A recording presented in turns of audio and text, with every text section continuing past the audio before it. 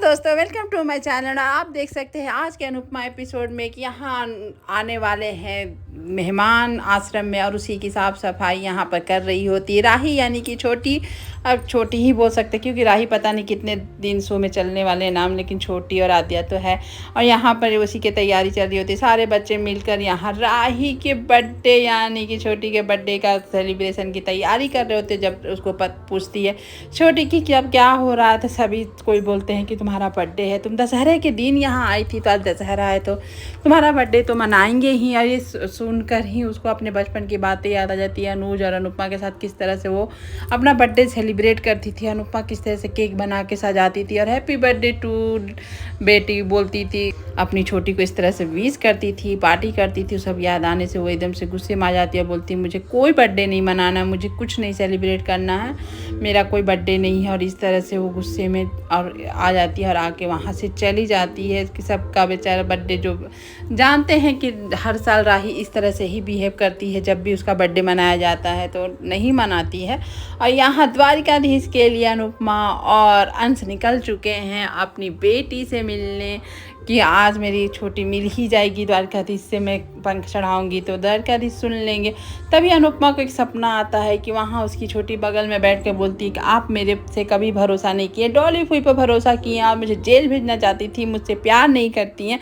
इस तरह से अनुपमा पर ब्लेम लगाती है। अनुपमा रो रो के बोलती है ऐसा कुछ नहीं है बेटे, अब बेटा ऐसा कुछ मैंने नहीं किया है, मैं ऐसी नहीं कर सकती हूँ बेबली, तुम मेरे लिए जान हो, मैं तुम्हारे बारे में जानती हूँ तो नहीं, आप कुछ नहीं जानती हैं, आप डॉली फूई पर विश्वास है, मेरे पर विश्वास नहीं। इस तरह से वो लड़ने लगते हैं। यहाँ पर अनुपमा उससे हाथ जोड़ के बोलती है कि तुम जहाँ भी हो आ जाओ मेरे पास, मैं तो तुम्हारा नहीं जानती हूँ ठिकाना, लेकिन तुम तो जानती हो तुम्हारी मम्मी कहाँ रहती है, तो आ जाओ ना बेबली। इस तरह से रिक्वेस्ट करती है। करते करते उसका नींद खुल जाता है और देखती है कि वो सपना देख रही होती है, अगल बगल देख रही होती है बेटी को, लेकिन वहाँ तो कोई छोटी नहीं होती है क्योंकि वो सपना होता है। और यहाँ आप देख सकते हैं सभी बैठे होते हैं। यहाँ पर आता है तो उसको एकदम काम का प्रेशर लेकर, क्योंकि यहाँ अनुपमा नहीं है तो वो अपने आप को बताता है कि सारे सब कुछ मुझे संभालना पड़ रहा है, सब कुछ मुझे देखना पड़ रहा है। वो तो चली गई हैं घूमने फिरने।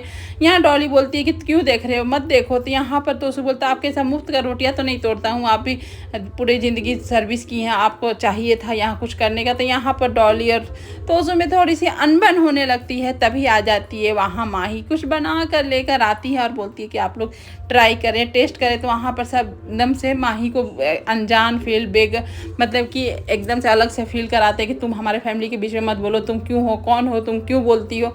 अब बेचारे बाबूजी चुपचाप देख रहे होते हैं, माही का मुँह भी लटक जाता है। और इस तरह से वो देखकर वहाँ किंजल की बेटी परी, जो कि बहुत अच्छी है स्वभाव से, वो बोलती है अरे तुम टेस्ट जो भी कराना मुझे कराओ ना, तो पहले मैं करूँगी तभी कोई करेंगे। जैसे ही वो टेस्ट कराने के लिए माही उसके मुंह में डालती है, तभी आ जाती है किंजल। किंजल का रूप ये देखकर एकदम से बेकार लगता है, किंजल की जितनी छवि थी सब बर्बाद हो जा रही है इस किंजल को देखकर, क्योंकि किंजल एकदम से ऑपोजिट रोल कर रही है।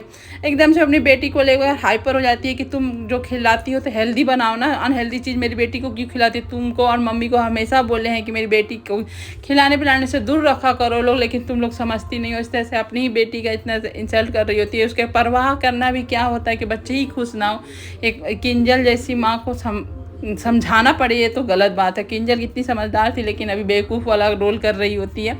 यहाँ माही बेचारी उदास हो जाती है इस तरह से, क्योंकि उसके साथ कोई अपनापन नहीं दिखाता है, सिर्फ अनुपमा को छोड़कर। यहाँ पर राही यानी कि छोटी एकदम गुस्से में आ जाती है कि हम जितना भी मम्मी को भूलना चाहते हैं मैं भूल नहीं पाती हूँ। तो उसकी दोस्त बोलती है कि तुम मम्मी से प्यार करती हो इसीलिए नहीं भूल पा रही हो, लेकिन यहाँ पर वो एक्सेप्ट नहीं करती है, बोलती नहीं मैं मम्मी से नफरत करती हूँ, प्यार नहीं करती। तभी यहाँ आप देख सकते हैं कि आश्रम को सारे सामान तोड़ फोड़ कर फेंका जा रहा है, क्योंकि आश्रम के पैसे नहीं दिए जा रहे हैं।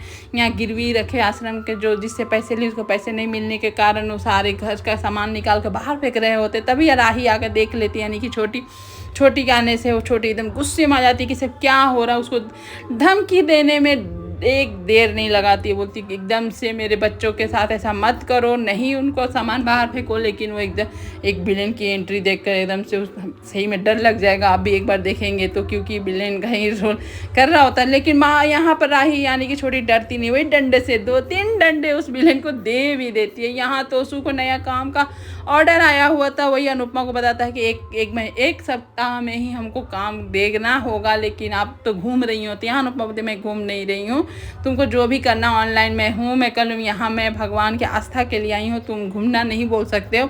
यहाँ डंडे पड़ने से विलेन का एकदम से गुस्से आ जाता है कि बोलता मैं अब तुमको छोड़ूंगा नहीं, याद रखना तुम जो आज मेरे साथ की हो मैं कभी नहीं छोड़ूंगा। तभी वहाँ का ऑनर आके उनसे माफ़ी मांगते हैं कि गर्म खून है, जवान लड़की है, आप उसको माफ़ कर दीजिए, वो कभी नहीं होगा, हम लोग पैसे जल्दी से जल्द चुकता कर देंगे, और वो चला जाता है। तभी अनुपमा और अंश दोनों यहाँ द्वारिका नगरी पहुँच जाते हैं, और यहाँ पर गुल्लक तोड़कर एकदम से छोटी चाहती है कैसे भी पैसे, लेकिन वह गुल्लक में इतने पैसे नहीं है कि वहाँ दे दिया जाए कर्जदार को।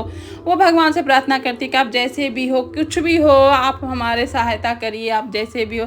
तभी वो अनुपमा का फ़ोन आता है कि हम लोग पहुँच गए हैं, तो आप लाने के लिए किसी को भेज दें। तभी वो सब खुश हो जाते हैं, और यहाँ पर सभी घर को जैसे अस्त व्यस्त था उसको ठीक करता है लोग, और यहाँ पर जल जाती है आपकी छोटी लाने के लिए, अंश और अनुपमा को लाने के लिए, क्योंकि वो लोग आश्रम नहीं देखे तो चलो लाने देते। जाते जाते रास्ता में मिल जाता है प्रेम, और धक्के से गिर जाता है मोबाइल पानी में, और एकदम से प्रेम गुस्साने लगता है, अरे मेरा मोबाइल पानी में चला गया है, निकालो, मेरा सब कुछ काम उसमें है, मेरा वीडियो उसमें है, शूट उसमें है। तभी राही बोलती है कि कभी तुम गिरते हो तुम्हारा कभी तो फ़ोन मैं नहीं निकालूंगी। तो वो जाती है, जाने नहीं देता है प्रेम, उसको ज़ोर से पकड़ लेता है, और इस तरह से एक्शन आप देख सकते हैं कि दोनों की आंखें जब आंखें टकराती है तो दोनों का ज़रूर कुछ ना कुछ हो रहा है, पक रहा है। लेकिन यहाँ बोलता है कि जब पहले फ़ोन निकालो, उसके बाद जब नहीं निकालती है तो पुलिस वहीं पर आता है, वो धमकी देता है, झूठ मूठ कर रहा है प्रेम।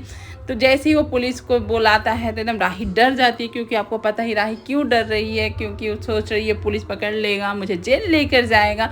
लेकिन वो डर से जाकर पानी में चली जाती है, और ये सब देख रहा होता प्रेम के मैं तो झूठ मूठ कर डरा रहा था, ये तो एकदम से डर गई, और डर के फ़ोन वोन निकाल लेती है, और निकाल कर दे देती है यहाँ प्रेम को, और बोल दे, और वहाँ से चली जाती है। उसको होश भी नहीं रहता है कि अपना भी बैग पानी में पूरा डुबा देती है। और यहाँ पर प्रेम देखता ही रह जाता कि ऐसा मैं तो झूठ बोल रहा था, मैं तो तुम्हें डरा रहा था, तुम्हें क्या हो गया कि तुम ऐसे से डर गई, और वो वहाँ से वो निकल जाती है। लेकिन उसको बहुत अफसोस होता है कि अब वो अनुपमा को कॉल कैसे करेगी, जो कस्टमर यानी आश्रम में आए उसके फ़ोन कैसे करेगी, उसका फ़ोन तो ख़राब हो गया, कैसे उतने भीड़ में पता चलेगा कि कौन मेरे आश्रम में जाने वाले हो, एकदम परेशान हो जाते हैं। यहाँ पर अनुपमा और अंश वेट कर रहे होते हैं, फ़ोन लगा रहे होते हैं, जो आने वाले हैं उसका फ़ोन नहीं लगता है। अनुपमा बोलती है टेंशन मत लो, लग जाएगा फ़ोन, हम लोग यहीं रहते हैं। तभी वहाँ झांकी द्वारिकाधीश की निकलती है, और माँ बेटी इतने नज़दीक हो के भी सोचिए भगवान यानी कि द्वारिका जी का नगरी में और इस तरह से खेलना रचे भगवान, ऐसे कैसे हो सकता है, इतने नज़दीक होकर भी माँ बेटी का मिलन नहीं हो पा रहा, एक दूसरे से अनजान, एक ना मतलब एक हाथ की दूरी पर है, लेकिन एक दूसरे को वो देख नहीं पा रहे हैं, इतने दीवार हैं, इतने लोग हैं कि वो लोग एक दूसरे को मिल नहीं पा रहे हैं। यहाँ अनुपमा और छोटी एक तब परेशान हो जाती है, और यहाँ छोटी फिर फ़ोन करती है वहाँ आश्रम में कि उनका एड्रेस बताई है, उनका नाम बताई। जैसी एड्रेस उसको सिर्फ अहमदाबाद पता चलता है, पूरा एड्रेस भी नहीं सुनती है, नाम नहीं सुनती है, बोलती है मैं उन लोग को नहीं लूँगी, अहमदाबाद के कोई भी में आए आश्रम वो अपने आप आ सकते हैं, पूछ के आ सकते हैं, मैं अहमदाबाद वाले लोगों को मैं लेने नहीं जाऊँगी, ऐसा बोल देती है राही। और राही बोलकर जैसी मुड़ती है तो यहाँ अनुपमा एकदम से देख रही होती, पीछे से आता है चोर, अनुपमा का पर्स लेके चला जाता है, और वो चोर चोर बोलती है अनुपमा। तभी राही को मन में दिखता है कि अरे ये तो चोर लेके जा रहा है, वो मुड़ के देखती है, तभी वो दौड़ जाती है राही अनुपमा को धक्का दिए चोर को पकड़ने के लिए। यहाँ अनुपमा भी चोर चोर बोल के चिल्ला रही होती है कि अनुपमा का फ़ोन सब कुछ उसी में रहता है, और वो दौड़ती है, दौड़ कर चोर को पकड़ना चाहती है। तभी आ जाता है वहाँ प्रेम स्कूटी लेके, धीरे धीरे स्कूटी डर से मारे पहली बार चला रहा होता है। अनुपमा को देख अनुपमा बोलती है तुमने ही बोला था ना द्वारकाधीश आकर मोर पंख चढ़ाने से मेरे का खोया हुआ चीज़ मिल जाता है, या फिर तो मेरा पर्स खोया है, चलो उसको ढूंढ पकड़ते हैं चोर को। वो बैठती है लेकिन वो ठीक से चला नहीं पाता है, तो फिर अनुपमा उसको लेकर चलाती क्योंकि वो बहुत डर रहा था। यहाँ पर आजकल के बच्चे डरते क्यों है वही अनुपमा बोल रही होती है। आज का एपिसोड बस इतना, देखते हैं अनुपमा और राही का मिलन।